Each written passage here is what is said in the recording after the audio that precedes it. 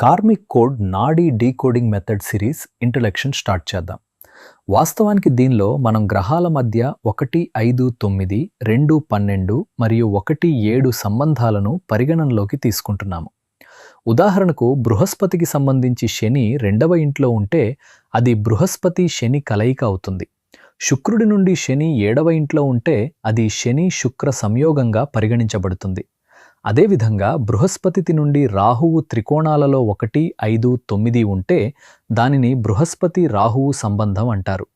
మనం గ్రహాల మధ్య 3, 11 సంబంధాలను కూడా తీసుకుంటాము, కానీ ఇది కొన్ని షరతులపై ఆధారపడి ఉంటుంది. ప్రస్తుతానికి మనం 1, 5, 9, 2, 12 మరియు 1, 7 సంబంధాలకే పరిమితమవుతాము.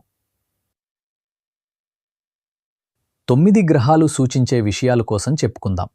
బృహస్పతి అంటే జీవుడు, చంద్రుడు అంటే మనస్సు, శుక్రుడు అంటే భోగ అంటే సుఖాలు, సూర్యుడు అంటే ఆత్మ, శని అంటే కర్మ అంటే చర్యలు, బుధుడు అంటే బుద్ధి అంటే తెలివితేటలు, కేతువు అంటే ముక్తి అంటే విముక్తి, రాహువు అంటే మాయ అంటే భ్రమ, కుజుడు అంటే దేహ అంటే శరీరం. మనం గ్రహం యొక్క కారకత్వాలను కలిపి దానికి అనుగుణంగా అంచనా వేసి సర్దుబాటు చేసుకోవాలి. ఉదాహరణకు ఎవరైనా బుధుడు శని శుక్రుడు కలయికను కలిగి ఉంటే వారు విద్యారంగాన్ని వృత్తిగా ఎంచుకోవచ్చు మరియు దాని ద్వారా చాలా సంపదను కూడా సంపాదించవచ్చు.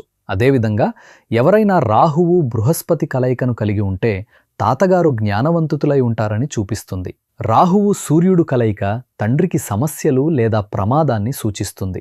ఇది ఆ వ్యక్తికి ఉన్నతాధికారులు మరియు ప్రభుత్వంతో సమస్యలు ఉంటాయని కూడా చూపిస్తుంది. మనం గ్రహాల యొక్క సూచనల ప్రకారం వాటి శక్తులతో మనల్ని మనం సర్దుబాటు చేసుకోవాలి. ఉదాహరణకు ఎవరైనా కుజు శని కలయికను కలిగి ఉంటే కుజుడు ప్రాముఖ్యత ఉన్న ఏదైనా వృత్తి ఆ వ్యక్తికి మంచిది, ఎందుకంటే శని అప్పటికే కుజుడు ప్రభావాన్ని మోస్తుంది.